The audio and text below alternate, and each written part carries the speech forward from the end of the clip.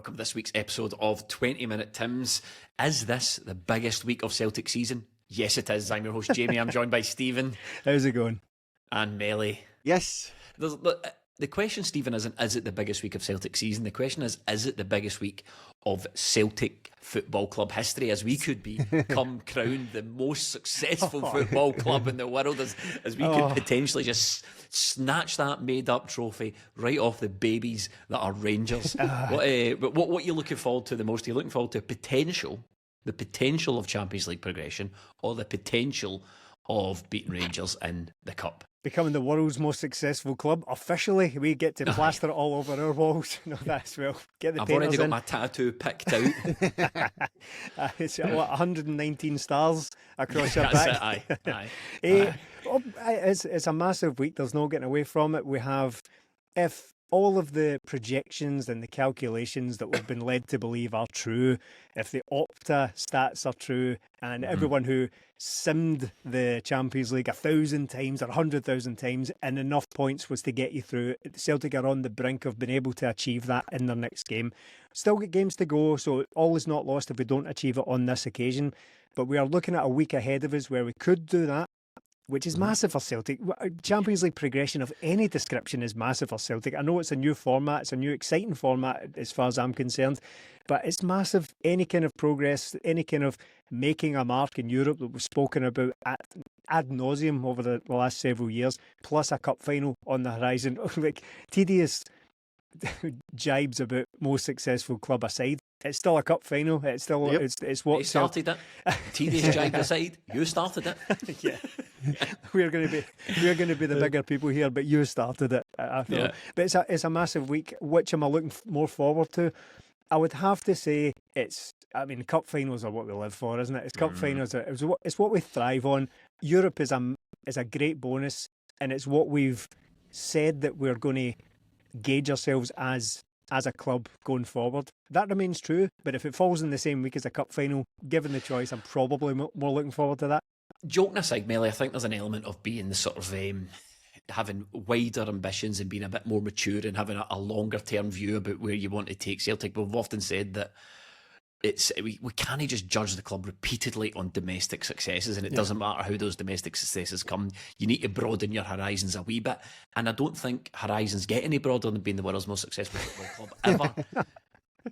No, they do not. That is what the pinnacle, isn't it? Where do we go from there? Goodness only knows. It's the difficult one that we can only answer on Sunday. We'll have to look forward to it, but again, we can joke about this all we want and say, look, that trophy's on the line, but if we lose it, we'll all be devastated, won't we?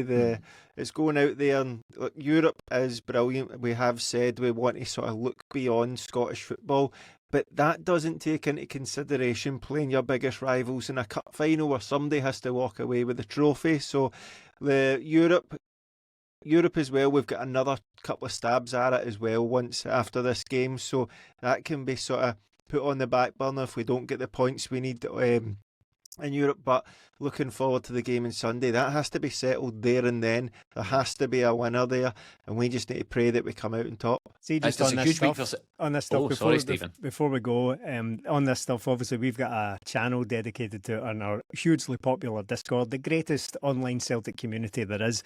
There's a channel dedicated to this kind of stuff, and it's discussions are gathering apace out there about how, look, it's about time we started respecting the World War I titles and started adding them to our trophy hall. What about the titles that were won on our journey through the lower leagues? It's absolutely Rangers fans. That's what. So it's just desperate stuff. I mean, imagine sitting there in the year almost 2025, but it is 2024 until it's 2025. Yes. That's established, right? But run that by me one more time. So currently 2024, it's about to be 2025, but it's late 2024, but it is 2024 until such times as it is 2025. So, right. But it's closer to 2025 than it is to the start of 2024. No, right, start again. Right, what? Sorry. So imagine sitting here at this time, right, in this century, and trying to garner some sort of emotional connection to something that happened 100 years ago in titles that were being played out during a world war, just so that you have this utterly meaningless, the world's most successful club crap at the end of it to still hold up as some sort of achievement in your sad, dear Lord, what a sad little life, Rangers. And do you think they're going to include both of those championship titles? It took them 2 goals to get out of this Scottish second tier. Do you think they're going to include both those? Listen, if it's a big week for Celtic, it's a big week for 20 Minute Tims. Patreon.com/20 Minute Tims, and Patreon have just introduced a brand new feature where you can gift a Patreon membership. Now, that sounds to me like the ideal gift. If your boyfriend or your partner or someone you know likes to watch and listen to 20 Minute Tims, you can gift them a whole year of 20 Minute Tims Patreon. There'll be a link in the bio. You can support us for extra podcasts, videos and writing, and we are going to be all over Celtic all over the rest of the week, but all over the rest of the season as well for these massive games coming up. Let's do it in a chronological order then, guys. Let's talk about the Champions League, and then we'll have a wee bit more talk about the Rangers game as the podcast goes on. Mark Bailey, position-wise for the Champions League, we're in a fantastic spot. We definitely aren't. It's just, it feels uneasy having that. Do you know what? Maybe we just need one more win in that. So I kind of feel there's no way in all my time supporting Celtic we are qualifying for something with 2 games in hand. We've done it under Neil Lennon, didn't we, in that famous one with the Lazio games in it. We qualified with a game to spare, and then we even finished top of the group. But to qualify in the Champions League with a couple of games to spare would be unheard of. So I'm not quite at the ready to accept that this will happen. And I think, look, no matter what, it's going to be a tough game for us. Even with the rumours abound that Zagreb have got injury worries and players are not going to make it, that probably makes me more nervous rather than more confident, because we've seen this before with Celtic and Europe teams, patchwork teams coming up against us, and all of a sudden they are world beaters. So they're not on great form in the league, they're not in great form in the Champions League, they get injury doubts, but that doesn't make me feel all that special about it yet. But if Celtic can go out there and get a victory and qualify, it'd be a massive achievement. I mean, you say they're not in great form in the Champions League, Stephen. They are 23rd. We find ourselves 20th. They've got 7 points. We've got 8. I mean, it's injury worries aside, it could be quite a close tie. Yeah, and in terms of their form, they haven't won a game since the 5th of November, so they're not in great shakes at the moment. There's 2 ways to look at that, I suppose, isn't there? It's like, oh wow, they're not in good form, or oh wow, they're due one, and it's always those kind of weird things that football throws up sometimes. The Champions League, that's the most recent game they won. They won against they used their Slovan Bratislava voucher. They played that and they beat them. So Celtic and Dinamo Zagreb have both played that voucher. Only beat them 4-1 though, I noticed. That's a shame. Yeah, that's a shame. Celtic did a little bit better than that. But it's definitely one of those games where there's a lot to be positive about, because you can be worried about it because we carry the scars of Celtic in Europe with us no matter what happens, no matter where we go. We carry those traumas with us. But there's a lot to be positive about it. Them being in poor form is something to draw a bit of confidence from. And Celtic have been absolutely flying this season. And even when they're not flying, even in the last couple of weeks or so, we'll get into that. Melly and I spoke about this on the match podcast for the Hibs game. We're in that phase of the year that traditionally just throws up a few sticky encounters where you just grind it out. It's a really busy time of the year. There's huge games on the horizon. We've maybe just ground out a few results recently, but that's a good thing. It's so cliched, right? But that's the mark of champions. That's how you get through these seasons, is being able to just sort of dig in and get these wins. So there is huge amounts to be confident about. But it's an away game in Europe, and we have to treat that with the respect it deserves. They're never ever easy, and so with the Hibs game that we'll come on to as well, a few dodgy moments in there, a few dodgy moments in terms of the defensive setup, but that maybe down to Cameron Carter-Vickers' absence. But overall, confident about it. It's very similar to the Bruges game. I don't really know how to be. I'm confident, but also quietly confident, also quietly concerned about the preparation going into it from the other team. When they look down and out, that's when you start to worry about European teams. But I think it's a good opportunity to really show where Celtic are as a Champions League club, because these games where there have been some where you don't really expect anything from, such as Borussia Dortmund. RB Leipzig was a massive surprise. I would have taken nothing any day. Like leading up to that, I would have taken a 0-0 draw, and it was brilliant. Dinamo Zagreb, I can't quite gauge them because they're very close to us in terms of their Champions League performance so far, as you've already said, Jamie. But I have to be quietly confident about it. It's the first game in the Champions League, weirdly, where I feel like there's actually some sort of stakes. I think there's just a mixture of there being so many more ties, and the fact that, like, the Borussia Dortmund game, I didn't really expect an awful lot for that. I didn't expect an awful lot from the Atalanta game. I was curious about how the Leipzig game would play out, but now there's actually something on the line and an away tie for Celtic in Europe. And having listened to the scouting podcast that we do for all our Champions League opponents on Patreon, I was left slightly encouraged, especially that they've got some key players missing. But I was just, when you were talking about it really with Alex on the scouting podcast, I was just left encouraged, but I wasn't like thinking it was going to be a breeze. I'm not thinking this is going to be an absolute. It was going to be an absolute walkover. It's going to be a tasty challenge. But the fact that there's something on the line here, and the fact that some Celtic could achieve something this week ahead of the cup final, obviously, just has a little bit extra spice to it.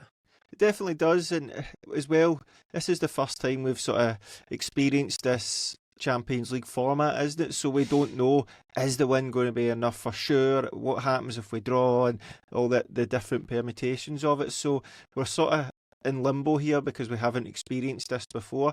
But what an opportunity it is for Celtic. If we can win or even avoid defeat, it gives us a sort of, but there's still, and this is where I'm talking about this, because I'm looking below us and going, there's a lot of very good teams who you'd expect to start picking up victories at any point still underneath us. So I said they should win, and then we start dropping down a bit. So that is where I'm still concerned. But if Celtic could get 4 points out the next two games, I think we'd be home and hosed. But that doesn't mean to say it's going to be easy. It never is. Yeah. I do kind of, I'm approaching this with a bit of scepticism. This sort of, if you win this game, you definitely go through, Stephen, because as Melly said, there's a lot of big teams below us, and the whole purpose of this format was to have more meaningful games. Yeah. Surely then you can, from the back of that, produce a competition where actually most people qualify, or a lot of the teams qualify, and the last two games are completely pointless. Yeah, well, that's not the case. For a change in the Champions League, because of the new setup, and because we've never seen it before, because we've never seen a league table like this play out, I think we're unsure how to actually examine it when you talk about automatic qualification, because there's qualification, there's qualification. Even after you're supposedly guaranteed your qualification, every point after that matters as well. Because you're only guaranteed a playoff place. Yeah, so it's a playoff place, but where you finish will determine who you play against, and obviously the lower down you finish, the higher a team you will play against in the seeded side of things. So everything is important, which is why we're thinking about like getting to the Aston Villa game, and they were flying at first in the Champions League, and we thought, right, well, they might be qualified by the time we play them, so maybe they might sort of rest a few players, but it just doesn't work like that in the Champions League anymore, because every placing really, really matters, how you get through. So it's why I've been really encouraged by this new format. We've spoken about it on a couple of Patreon properties of ours, and it's the first time ever where you could be positively or negatively impacted by teams you're not playing against, and it's because of the league table. So someone could leapfrog us, we could send someone down the table without playing them. It's such an intriguing way that it plays out, and I don't think we'll get a full handle on the new format until we get to the sort of business end of it. But all that to say is that we can't afford to, even if Celtic do, fingers crossed, manage to get a win against Dinamo Zagreb, job isn't done regardless. Whether we're guaranteed to get into a playoff place or not, we simply must go for as many points as is humanly possible. There's also the fact that there's a lot of money up for grabs. The amount of money you get for that one victory is incredible. That's like Rangers selling 12 players or something. The money that's up for grabs. How much money did we get? I think it's 2 million a win, is it? So that's like 800,000, 5 players. Whoa. That is maths I can't handle. Just having a look at the table, just as you were talking about leapfrogging teams, and I mean, in and around us, within a couple of points either way of the position Celtic find yourself in, you've got Real Madrid and PSG below you. You know, within a point above you, you've got Juve, Man City, Milan, Atletico Madrid, Benfica, and Bayern Munich, all within a point at the other side of you. Whatever. Little slugs. Listen, it'll take care of itself. It's absolutely fine. You just go and do the business in Zagreb and it'll take care of itself.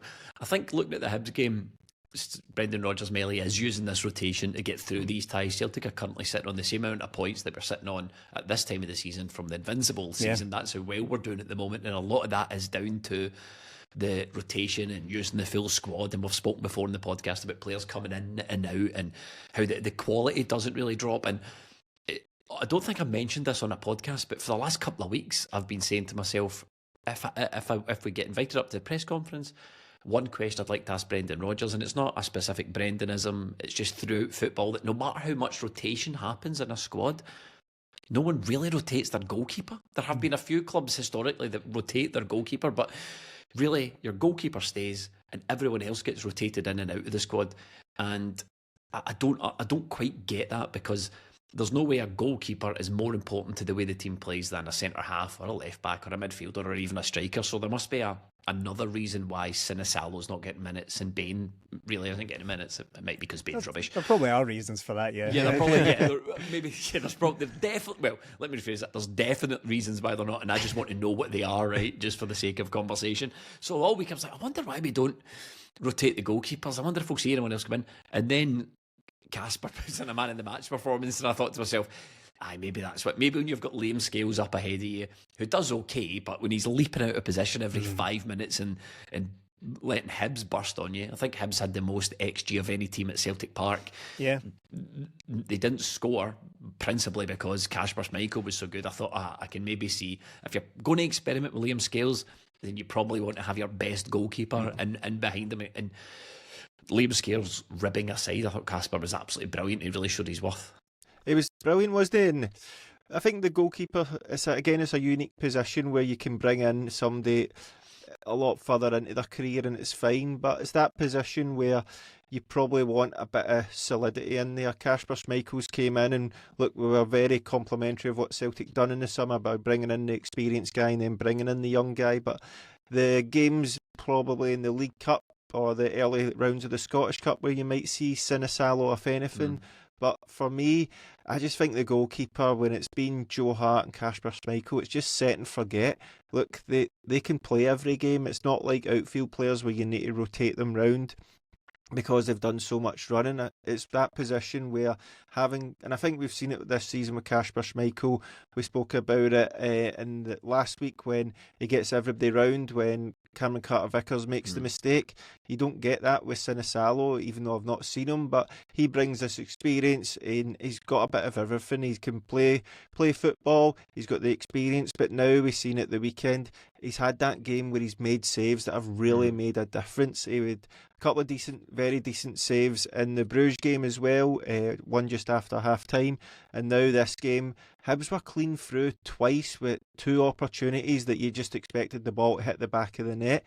He kind of had no right to save one of them, and he just does it with his feet. So we've seen that with Kasper Schmeichel now, that why it's just probably, look, there's going to be games like that Hibs games where you're making 5 and 6 changes. You don't need to change your keeper. Just leave him in and let him do it. Even when Joe Hart, he played pretty much all the League Cup games and all that as well. I think there's just, maybe it's the one position where there is a massive drop-off between the guy in first position and then the next guy in. So I'm happy enough leaving it in, and Kasper came up trumps at the weekend.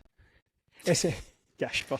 Is it because Celtic keep employing really old goalkeepers that you can't drop them? Is like in case you drop them, they don't come back? What like, you mean, get a wee bit stiff? Spend too much time on the sidelines. It's like when people see, like, guys say, like, I don't want to shave my head in case it doesn't grow back. So I think is that kind of like goalkeepers, like, I don't want to drop him in case he basically has to retire in the meantime. So there might be something in that. But no, there was several massive chances. Jamie, you've already addressed it, but the XG, the quality of chances that Hibs were creating was the best of any opposition at Celtic Park. That includes Leipzig, Rangers, Aberdeen, all these. Aberdeen, who did score 2 goals, Hibs was greater than that, and they didn't manage to score. And it was entirely down to, well, not entirely. entirely, mostly down to Kasper Schmeichel and in And part mostly down down to Joe Newell.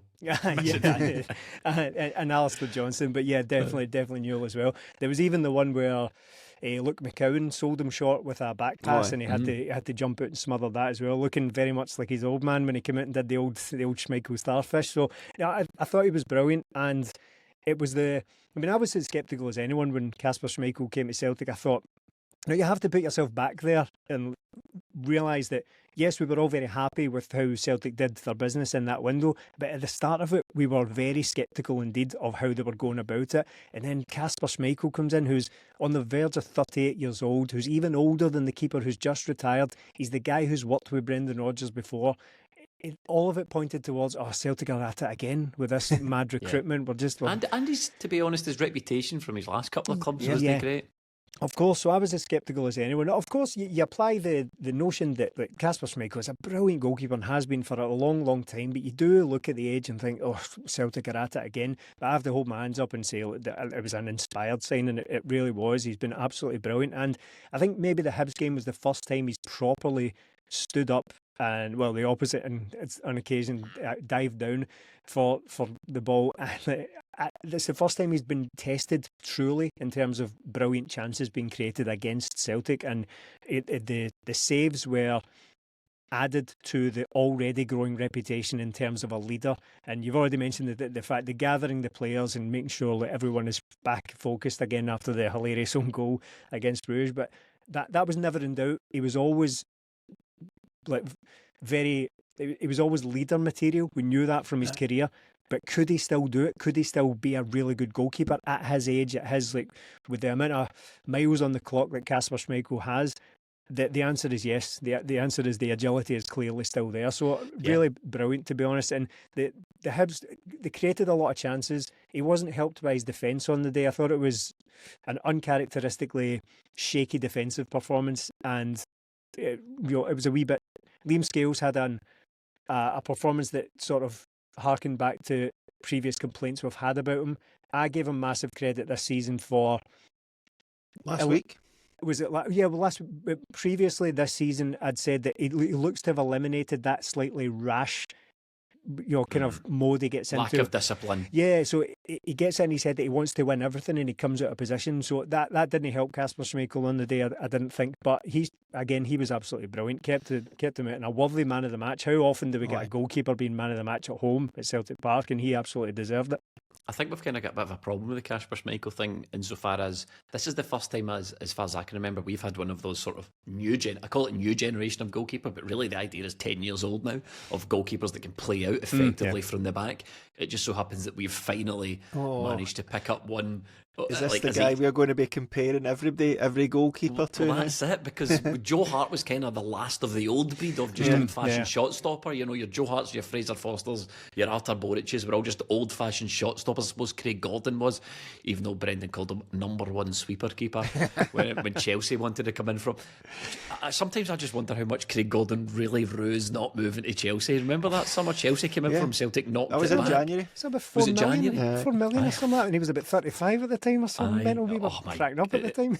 I know. Brendan, just because Brendan obviously didn't trust Celtic to replace him with anyone decent.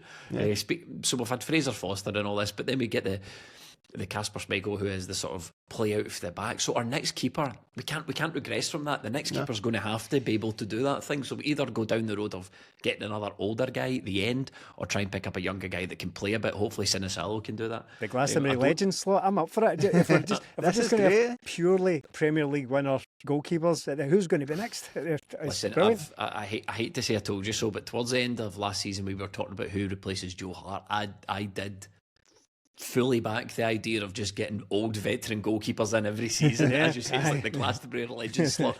Do you think? I don't think we're going to go down the Fraser Foster route. After he got dinked at the weekend he was not happy, was he? By a footballer who I'm obsessed with, by the way. I am obsessed with Cole Palmer.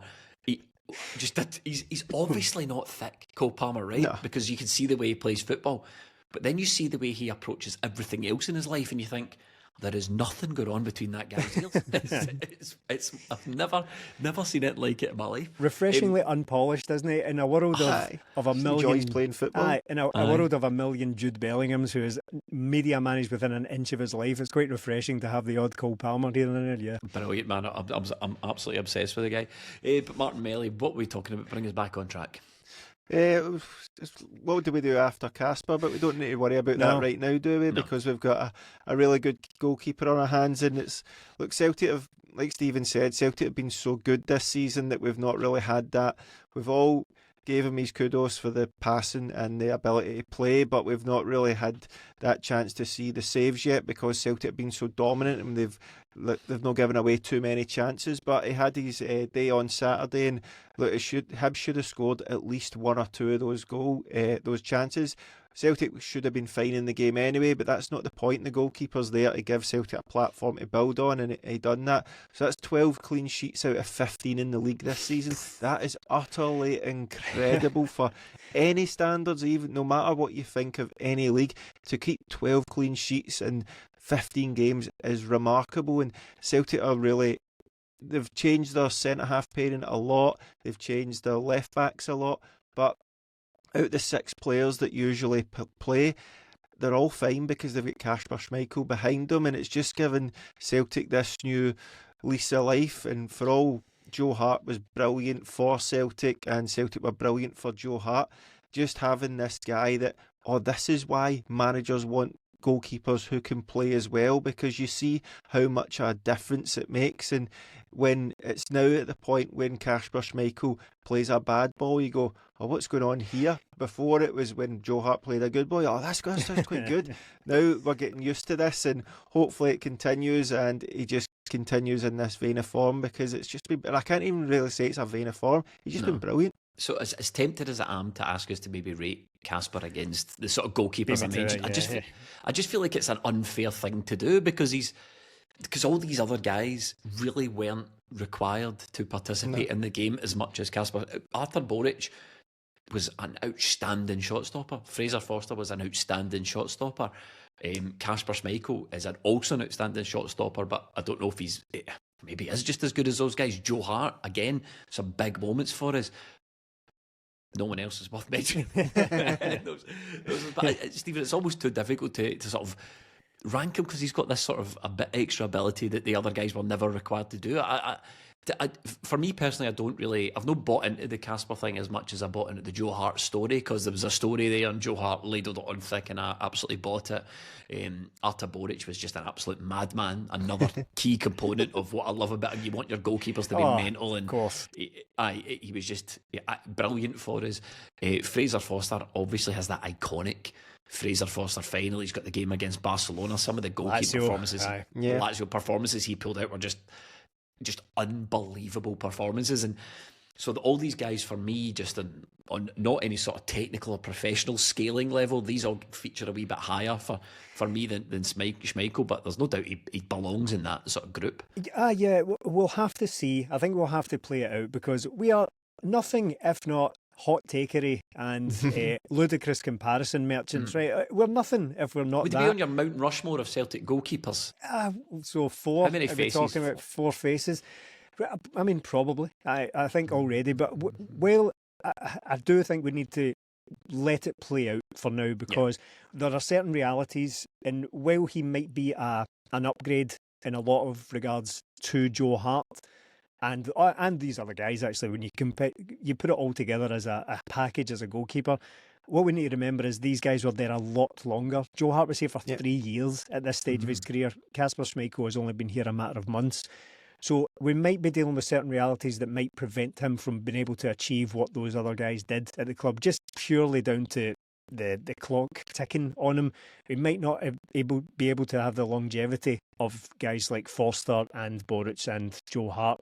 What we might be dealing with is if he gets to the end of the season, he'll be 39 next season. We could give him another year, but we might get to the point where he might just be an absolutely brilliant one-season wonder. He might be an Aaron Moy or a Paolo Di Canio or one of these guys who comes in, absolutely blows us away for one season and then leaves. But hopefully can go longer, but I don't think my point here is I don't think we can put him in with those guys just yet. Even if he is overall ability up there and maybe even ahead of some of them, I think we do have to respect the guys who were there for a long time, season after season, performing for Celtic. If we're talking Mount Rushmores, I feel like at this period of watching Celtic, there's a few who would probably feature on your, at the very least, the podcast Mount Rushmore of position. You know, you would get, for instance, Kasper Kyogo would definitely be in the goalkeepers of me watching Celtic. Cameron Carter-Vickers, he would be on your Mount Rushmore of Celtic centre halves. And then you've got Kyogo, who would sort of, there's probably space for him, Stephen, on the Mount Rushmore of Celtic strikers. And if you ever needed the point better illustrated, it was that absolutely ridiculous skip over the ball, touch and dink over the keeper. Like that is an unbelievable technique. It's a world class. Garen, I'm happy to call that a world class finish. But even just watching it at full pace and the time he had to recognise everything going on, just like, this guy's just on a completely different level. Wee things like that, wee clips and touches and tricks are just an absolute joy to watch him. He is. And in some ways, that goal was very, very Kyogo, but also it was a step above for him. I mean, the technical execution of that goal was up there with your classics Celtic goals. Yeah. And I know it might not have the importance of some others. I saw some people comparing it in terms of like the execution and the skill involved to like Larsson's chip against Kloss and all that. Right, I've just seen that. But more cadet for me. Yeah. It's kind of like that. But I just obviously it's not going to a goal against Hibs in a sort of just a run of the mill league game at Celtic Park is never going to carry the weight. But I just mean in terms of the actual delivery of the goal, I think it's up there with anything. It is absolutely brilliant, and it was just the wee, the skip, the wee hurdle, the wee kind of reverse hurdle to get it out on his feet. And what really made it for me, the finish was beautiful, just the wee sort of lift into the roof of the net. But it's the stutter step. See the split second hesitation that sits the keeper down. So he does that, he hesitates, gives the keeper the eyes sort of thing, just drops a wee shoulder. Keeper just falls at his feet and he just lifts it into the roof of the net. Absolutely superb. And I think that's his 81st goal for Celtic, give or take. He's in the 80s now, which puts him just behind the likes of your Gary Hoopers, your Chris Suttons, your Chris Commons and all that. That he's getting to those kind of levels of goal scoring, so hopefully it keeps it up. I would love for him, he's a wee bit off it obviously, but I would love for him to get into the 100 club, just as a little final accolade for Kyogo's, kind of for his own recognition at the club. Obviously, it's just a largely arbitrary number that kind of elevates you into a certain club at Celtic. I would just love it for him. He might not be able to get there this season in terms of, I need another 19 this season. It's not beyond them because he's done it before. No, definitely not beyond them. I just hope he stays around long enough to get into that exclusive club, because I think he deserves that kind of recognition. Just a tremendous striker. I really like what's been happening this season with Kyogo and Ida kind of sharing it out, because they're level in terms of their goals. So all this time, people concern themselves with who's first choice, who's the backup. I think Brendan Rodgers deserves a huge amount of credit for managing it exactly right, because they've got exactly the same number of goals for their. Admittedly, Kyogo plays an awful lot more, but the situation is as good as it's been for ages now in terms of Celtic's strikers, but regular, reliable goal scorers, not only from the wing, but especially in the days of playing one up front, get two regularly goal scoring strikers. So it's brilliant. But Kyogo, superb. What a goal. To come off the bench and deliver that, just superb. The absolute takers on display, Melly, that we've been gifted with. It was Hatate last week, Kyogo this week.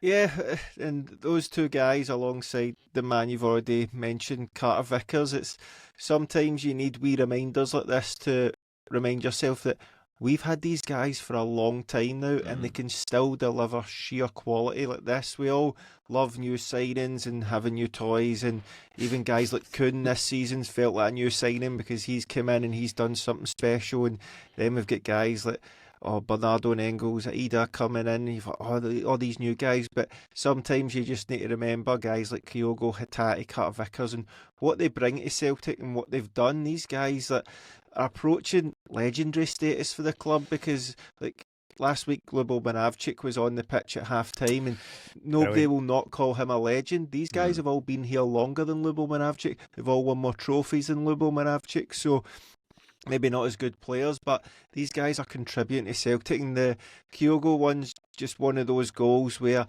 you just want to be a wee guy again and go out to the back garden and try it out, even though it's going to Who's be... stopping you?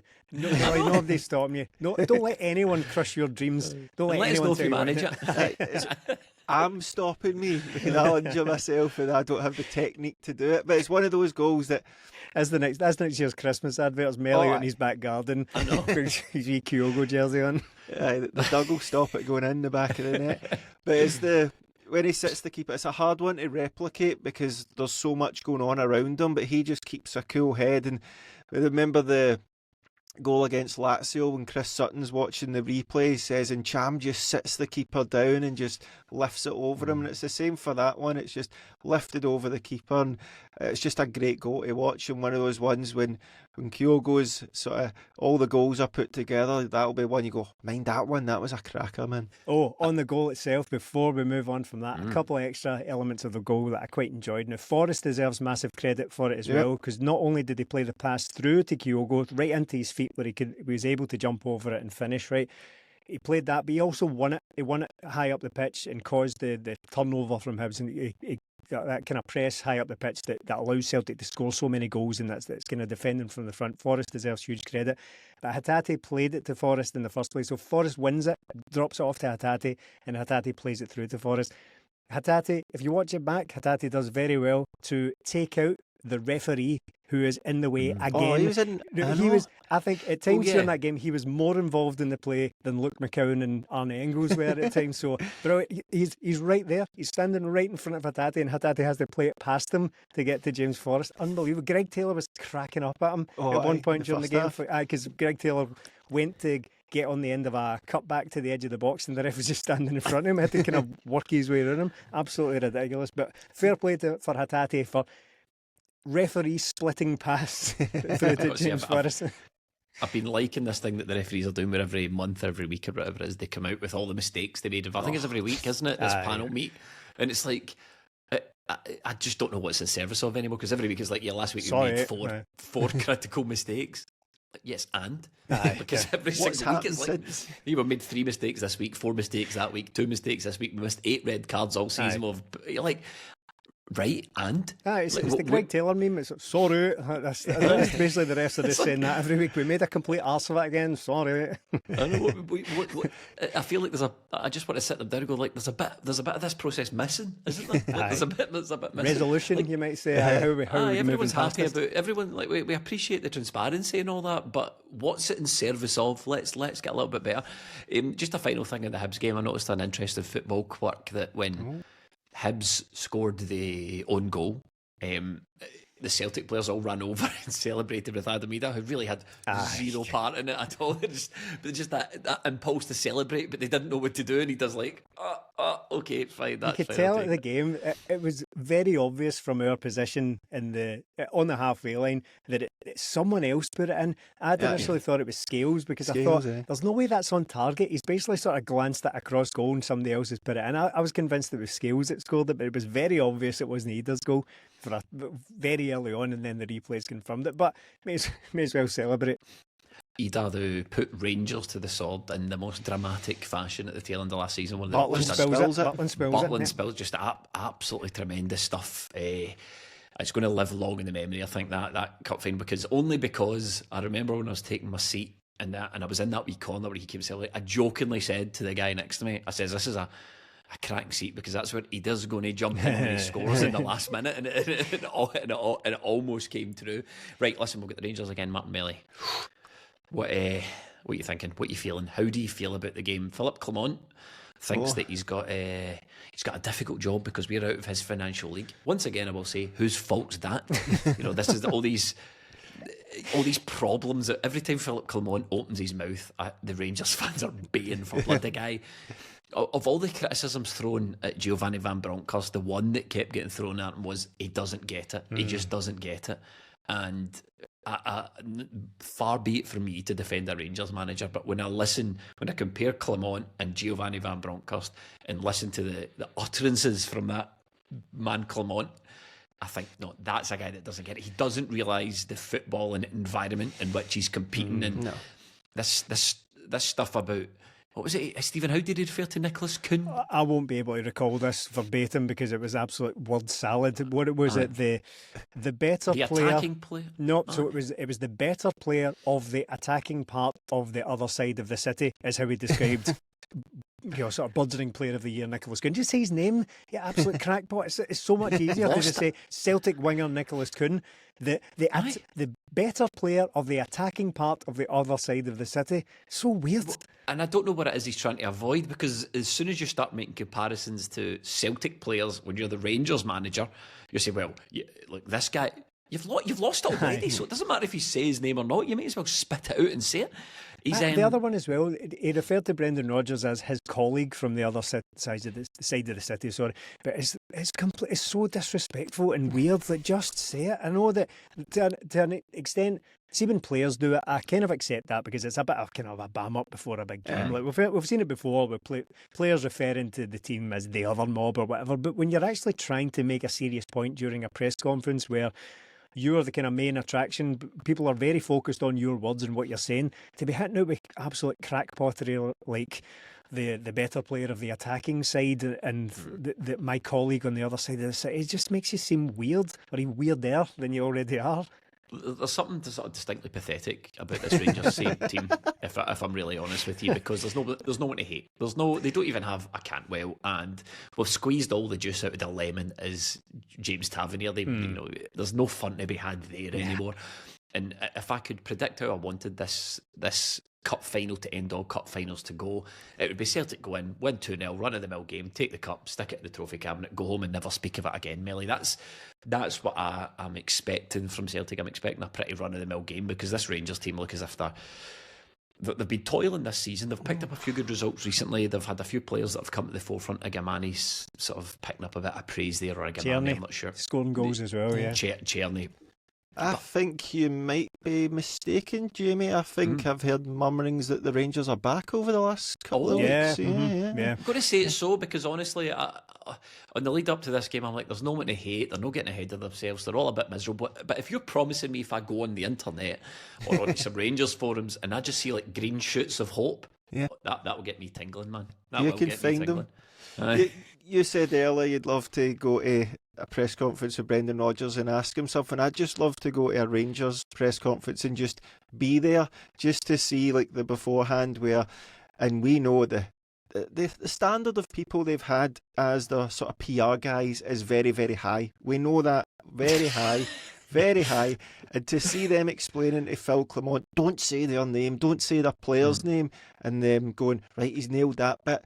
And then for him to talk the shit he does after it, and they go, oh no, don't say that. I just love to see how it all pans out, because on one hand he does good, and then on the other hand he just talks so much nonsense, they must be furious. But look, it's going to be a cup final, so I'm not going to be going into it with loads of confidence and think Celtic can just turn up and stroll through this game. It rarely happens, even when Rangers have been really poor. I think over the last couple of weeks they have picked up from being absolutely terrible to being a bit better than they were, but you'd expect that because they've got the second biggest budget in the league and all that, so I'd expect Rangers to turn up, depending how it goes against Tottenham as well during the week. Hopefully Ange can deliver a pasting to them then, but they seem to have got a sort of settled team and they kind of feel like they know what they're doing. I'm not expecting Celtic to just turn up and breeze over this game. I'd love it to happen, but cup finals, Rangers, John Beaton referee, it's stacking up. I'll never take it for granted, but for you want to see Celtic stroll to a 2-0 win. I'll take any sort of victory as long as somebody scores from miles out and makes Jack Butland look stupid, man. Stephen Melly mentioned, what do you make of this Ange stuff? He's sort of he's toiling a wee bit down south, isn't he? But he's coming up to Glasgow, and it could be a good opportunity for him just to reset and get things back on winning ways. I really hope so. If someone offered me a ticket for that away end, I would absolutely bite your hand that off. Up, that'd be tremendous. Unbelievable. That would be tremendous. Yeah, a little bit beleaguered these days, but I do notice the players have come out and backed him and said the squad's no good enough now, but hopefully they've got enough. I had my head in my hands watching. I saw a bit of that game against Chelsea yesterday. Both their centre-halves go off injured. Their keeper's already injured. Fraser Forster between the sticks. Fraser Forster, another mention for him. But my heart sank when both of their centre halves went off injured in the same game. It was both of their first games back. But anyway, the cup final, yeah, I broadly agree with the sentiments expressed here. I think it's one of those difficult things to gauge where, you know, Stephen, listen, we're the World's Premier Celtic podcast, and I just have to interject here and say, you saying I broadly agree with the sentiments expressed simply isn't good enough. You're going to have to put more steak on that. You're going to have to put a little bit of hot sauce on that take, because I'm not letting I broadly agree with the sentiments expressed pass. So I'll give you another go at it. So what I mean is, I agree that I would take the 2-0 stroll, and I would also take sort of any win at all. Like that's what I mean by broadly speaking. But that's demand a 5-0, Stephen. Come on. Yes, I demand. Either I will be there with a shark if we do not get 5-0, a massive inflatable shark at the doors of Celtic Park after the game if we do not get a 5-0. They've picked up a little bit of form. It is hilarious to see though, because it is. Part of me, speaking of sharks, it makes me wonder, were we like this during the bad season that the only one bad season we've experienced as a podcast so far?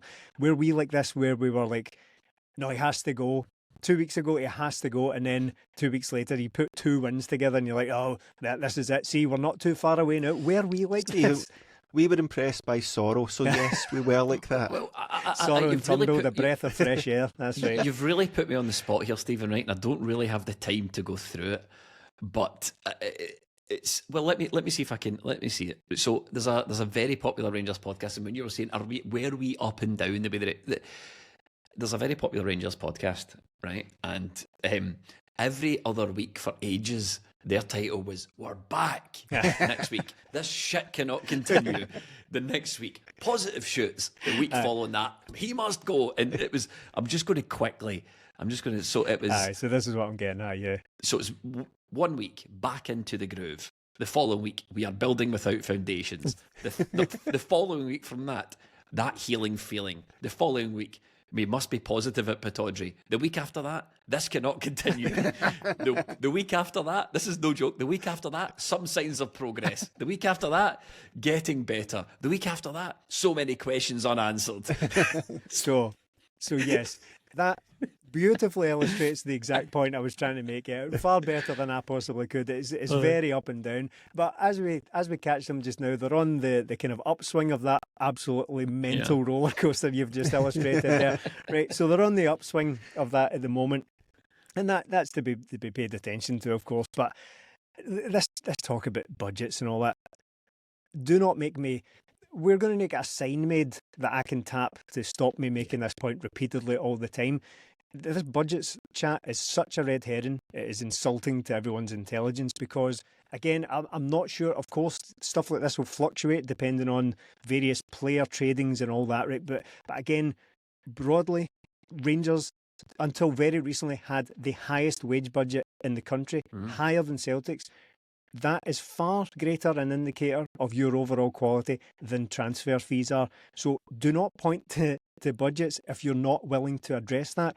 The team that is sitting a distant third in the league, while spending the most money on wages for footballers to win games, are the ones who are admitting that they've squandered their resources, not Celtic. So this talk about budgets is ridiculous. And again, it's insulting to Rangers fans' intelligence, such as it is. So if they lap that stuff up, then crack on, by all means, but it doesn't fool me for a single second. And in fact, I said very recently, in fact, Jamie, you and I did the reaction to the Aberdeen game immediately after the full-time whistle, and I said it'll be very interesting to see if chat turns to budgets this week, because Celtic have battled to a scrappy 1-0 win over Aberdeen, but Rangers went and absolutely battered Kilmarnock. So I'll be waiting with bated breath to hear this chat about how the landscape, the financial landscape in Scotland is just so unfair. How can you be expected to compete after Rangers have absolutely gubbed somebody 6-0? Didn't really come, but it has been cast up now to have a go to diminish Celtic's domestic achievements, which is pathetic once again. But again, we're going to have to basically just cut that out and replace me with some sort of AI, because I make this point all the time, but it bears repeating here. So the bullshits aside, the press bullshits aside, Celtic have got to be massive favourites for this. Of course they do, because they've been in sensational form all season. Somewhat uniquely, we're talking about a Rangers game with another huge one to jump over before we get to that. So I do have that in the back of my mind. So we might be feeling very differently come Wednesday or Thursday than we do just now, depending on, hopefully, fingers crossed, touch wood, we don't come away with any major injuries. Interested to see how Kuhn's getting on because he was taken off at half time. But again, all of these are details. But the overall feeling should be that Celtic are massive favourites for this because we've got the best manager, we've got the best players. It's about turning up on the day, and hopefully Celtic can do that. Yeah, and the manager always rises to the occasions. Brendan Rodgers always takes these games super seriously, and there's no eye off the ball. And although we're joking about this, winning the title and world's most successful club and taking the trophy off him and all that, it's all joking aside. Is that won't be the thinking inside Celtic. We just get to indulge in these sorts of things in the podcast, but. The thing about budgets as well, just to finally put a nail in it, I would have a modicum of sympathy for Rangers' budget issues had they not sold half their squad for £800,000 and spent £6 million on Danilo, who can't play. And player trading, every time, genuinely, every single time I see a news report about a Rangers player that's injured or is missing this week, I don't recognise him. I think they've made the name up. I say such and such. That meme that going around, and it's like a guy who says he's out of touch. It's like all celebrity news sounds to me like Beat Boop has fallen out with Bing Bong over. Yeah, that's what the Rangers squad updates sound like to me. So you had all these players, you sold them for less than £1 million. You spent all your money on crap ones that you don't play, and now you've got a bunch of anagrams, and we don't understand who anyone is. That's strictly your problem. And as you say, Stephen, you had the biggest wage budget very, very recently, so I don't have any sympathy, and it's quite pathetic listening to the Rangers manager sort of moan about budgets when it comes to before as well. Beale was the exact Glasgow same. As the Beale ship was sinking, as he was solemnly going down with the ship Beale, the good ship Beale. That's the crap he was giving it as well about how Ange was lucky and they can't spend the money that Celtic do. It's tragic that they came out with this, and it only ever goes one way. Managers who start whinging about stuff like this only go one way, and hopefully that is the exact same. I don't buy any of no, we want him to stay because they'll get somebody good. No, they won't. They won't do that. No. We've been saying that for years. There's big business to take care of in the cup final, definitely, and I think shutting Rangers up is part of it. Before that, though, we've got a massive game. We'll be there, obviously. We'll be covering it. We'll have post-match podcasts. We'll have writing. We'll have videos. Patreon.com/20minute Tims. You can support us there, and until then, we will see you next week.